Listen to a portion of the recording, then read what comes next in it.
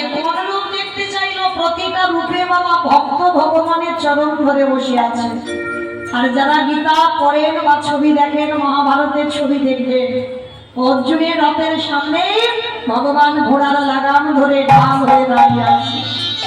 ভগবান নিচে দাঁড়িয়েছে আর অর্জুন উপরে দেখবেন বসে আছে। ভগবানের মাথায় কোনো ছাতা নেই, কিন্তু অর্জুনের মাথায় ছাতা আছে। ওই কুরুক্ষেত্রের মধ্যে ভগবান ওই রণাঙ্গনে দেখিয়েছে, আমি ভক্তের সঙ্গে যদি কেউ আমায় ভালোবাসার মতো বাসে, আমি তার সামনে ঢাল হয়ে দাঁড়িয়ে যাই। যতটা আমি নিজে সহ্য করি, আমার ভক্ত যেন ভালো। তবে ভালোবাসার মতো তো বাঁচতে হবে, তাকে ডাকার মতো তো ডাকতে হবে, তবেই তো ভগবান তোমার সামনে ঢাল হয়ে দাঁড়াবে। ভগবান কোনো জাত বিচার করে না, কোনো ভেদাভেদ করে না। এই যে মানুষ বাবা জাতের ভেদাভেদ করে, ভগবান কি করে? ভগবান দেখেন মলয় চাঁদ কাজীকে উদ্ধার করে, যে প্রথমে বাবা একেবারে ভালো মানুষ ছিল না, হিন্দুদের হরিনামের খড়পট্টা ভেঙে দিত, কিন্তু সেই কাজীকে শেষের দিনে বাবা মহাপ্রভু নিজের হাতে কবর দিয়েছিলেন। নিজের হাতে ওই বামন পুকুরে, যারা মায়াপুরে যাবেন, মায়াপুরে ঢুকতে আগে স্টপেজে যে নামটা হচ্ছে বামন পুকুর, ওই বামন পুকুরে কাজীকে কবর দিয়েছে মহাপ্রভু নিজের হাতে। আর কাজীর একটা আক্ষেপ ছিল, আমার গায়ে আমার কবরের উপরে কেউ ফুল দেবে না।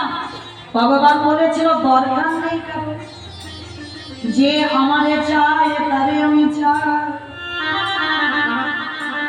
যে আমারে না চায় তারে আমি না চাই।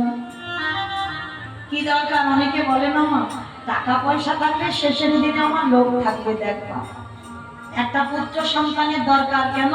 শেষের দিনে আমার মুখে আগুন দেবে। কেউ মা গ্যারান্টি দিতে পারবে? শেষের দিনে তোমার ছেলে তোমার মুখে আগুন দেবে?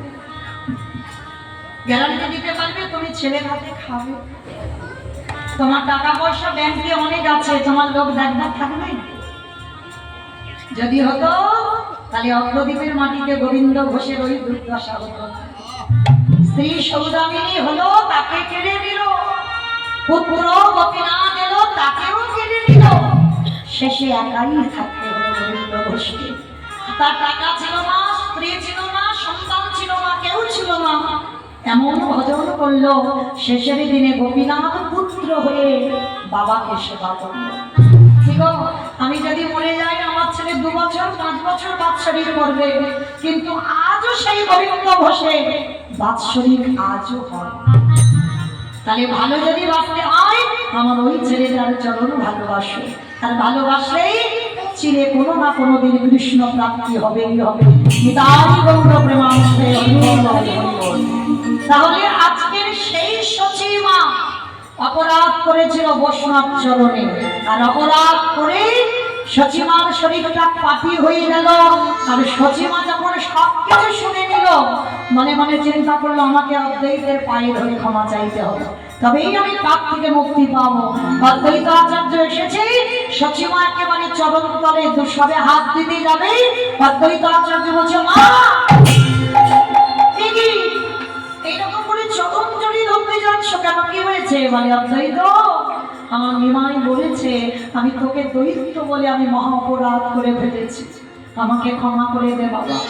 অদ্বৈত বলছে শোনো মা, সন্তান যতই বড় হোক মায়ের কাছে বাবার কাছে কোনোদিন নয়, এইটা মাথায় রাখতে হবে। ছেলে যত বড় চাকরি করুক না কেন, বাবা মার কাছে বড় নয়। মা তুমি হয়তো বৈষ্ণব চরণে অপরাধ করেছ, কিন্তু আমি তোমায় ক্ষমা করে দিলাম, তুমি আমায় চরণ ছিল না। আর যেই ক্ষমা করে দিল, আমার ভগবান কি করেছে জানো? মাকে ডেকে বলছে বাবা এবার একবার বলো তো দেখি। বলি হরে কৃষ্ণ হরে কৃষ্ণ কৃষ্ণ কৃষ্ণ